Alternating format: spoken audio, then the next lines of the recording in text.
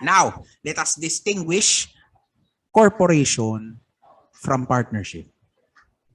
Medyo napasadahan na natin in some aspects kanina, but let us do it now in full. Again, no? Partnership is of course a consensual contract.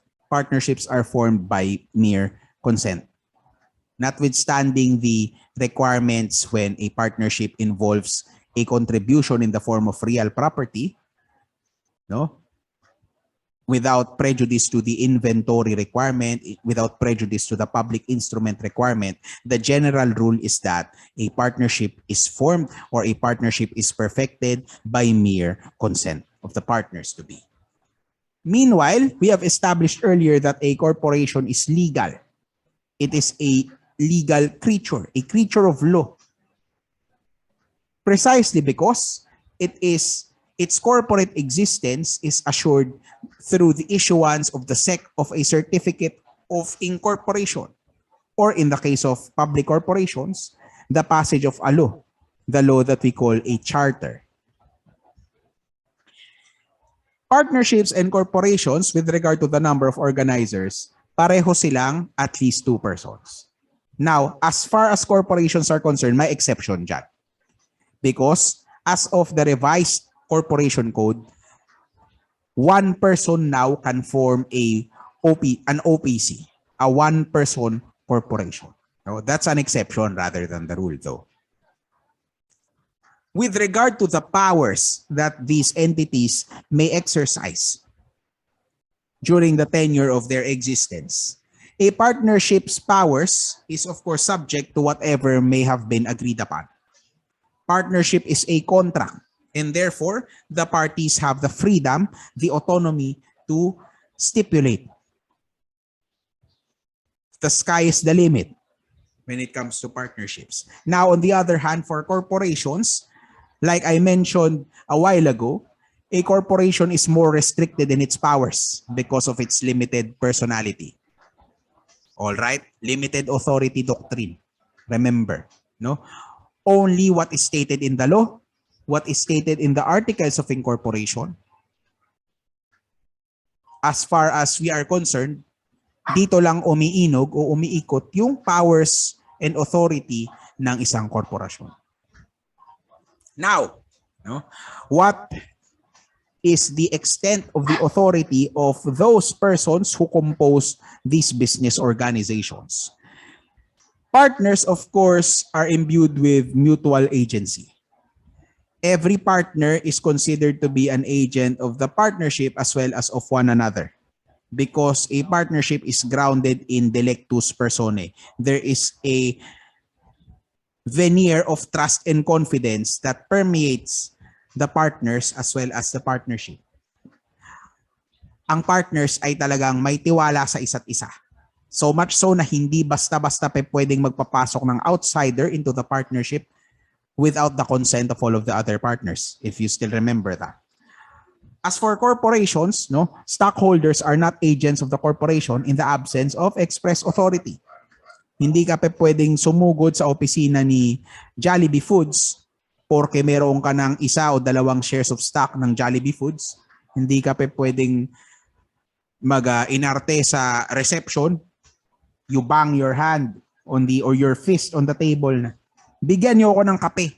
Part owner ako dito. You can't do that because stockholders are not agents of the corporation.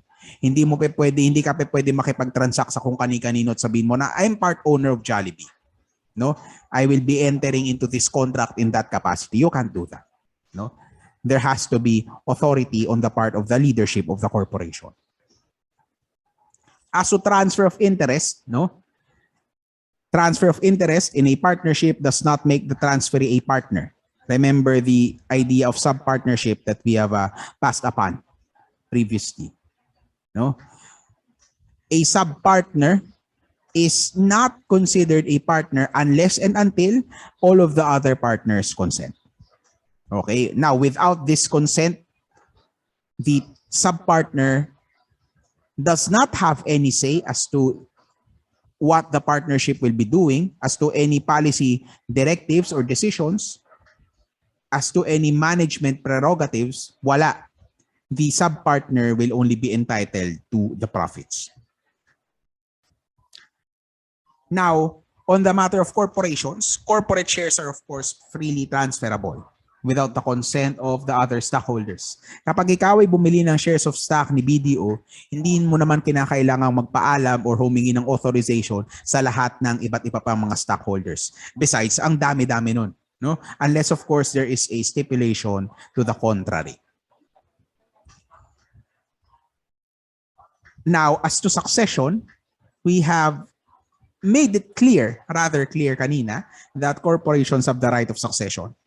Just because one of the corporation's directors or leaders, the chairman or the president retires or dies, no? This does not affect the existence of the corporation. As opposed to a partnership which has no right of succession. And as a result, the death of a partner will result in the dissolution of the partnership. Now, there are advantages that attend the formation of a corporation. Merong mga magandang bagay na pwedeng idulot sa mga intrepid business people, no? A corporation affords the capacity to act as a legal unit because it has a separate and distinct personality. A corporation has a limitation set in place or an outright exemption from individual liabilities of stockholders. If you have 1 or 2 or 5 or 10 shares of stock sa isang korporasyon, kapag nalugi yung korporasyon and the creditors of the corporation come crashing in, hindi porke you own shares of stock, pwede ka nang habulin as a debtor, no? In the place of the corporation, no. No, you are exempted from having to settle the debts of the corporation. Of course, a corporation has the right of succession and therefore it has continuity of existence. Kahit na makailang balasa o rigudon pa yan ng board of directors, kahit na magpalit-palit pa ng mga stockholders, dumami man o madagdagan, the corporation continues to exist as it is. Of course, shares can be transferred. That is the point of the PSE. That is the point of the stock exchange. Pwedeng ibenta at ipagbili ang shares of stock and it will not affect adversely the corporate existence of the corporation. A corporation is managed efficiently. It has centralized management in the form of the board of directors. Now, the centralized management accords a standardized method of organization of all the material particulars of the running of the corporation as well as any financial matters. Very by the book, so to speak. No?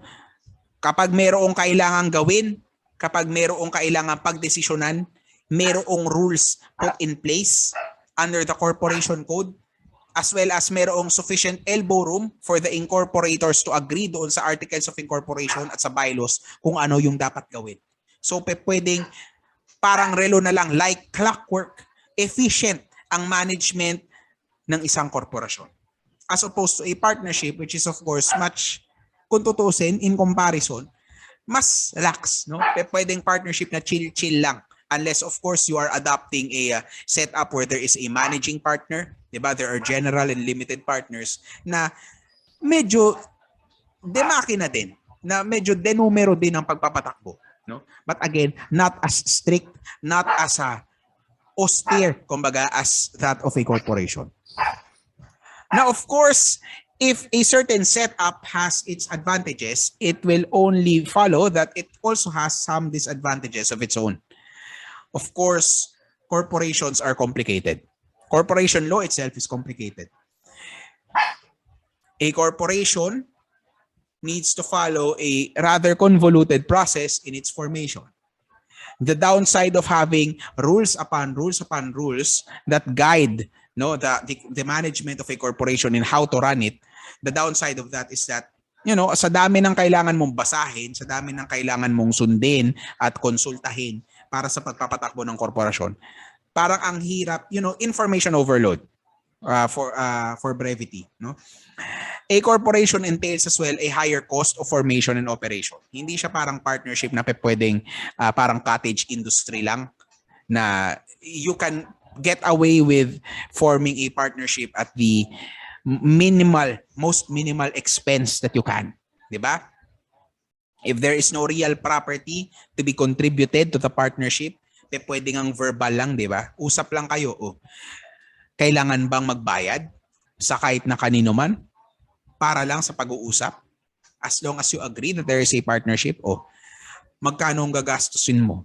Wala, 0 pesos. As opposed to a corporation where you have to pay for, you have to pay the SEC. You have to, after that, kailangan mo ng funds in order to support your initial public offering, your IPO, 'di ba? Like Villar, yung V-right niya.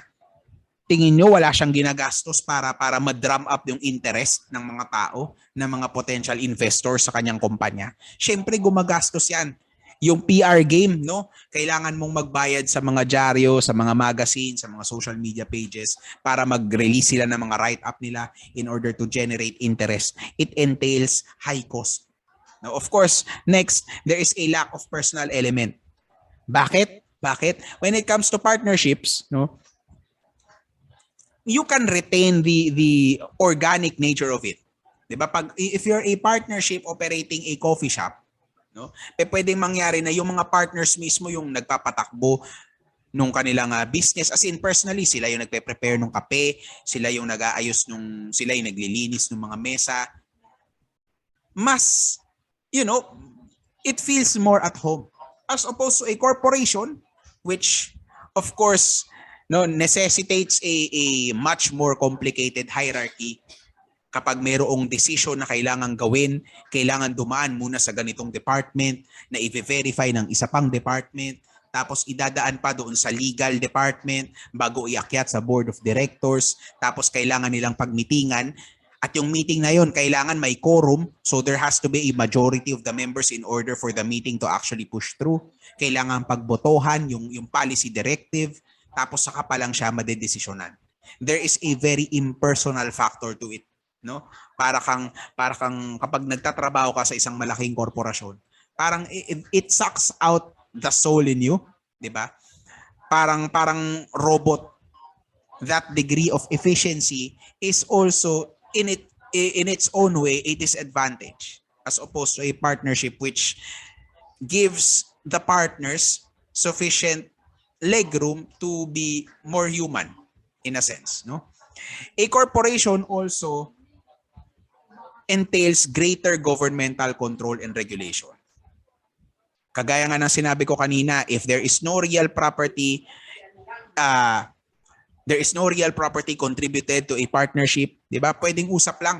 So, hindi mo kinakailangan magpasa ng kahit na ano sa SEC. Pwedeng usap nyo lang, kayo lang sa inyong dalawa lang, no? Yung partnership buo na.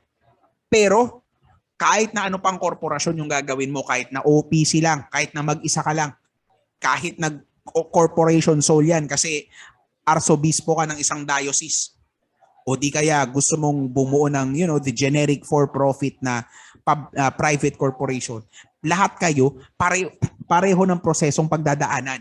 You file your articles of incorporation with the SEC, whether personally or through snail mail or through the internet, no?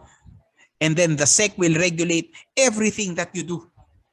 There is greater governmental control and regulation when it comes to corporations. Now, of course, in corporations, management and control are separate from ownership.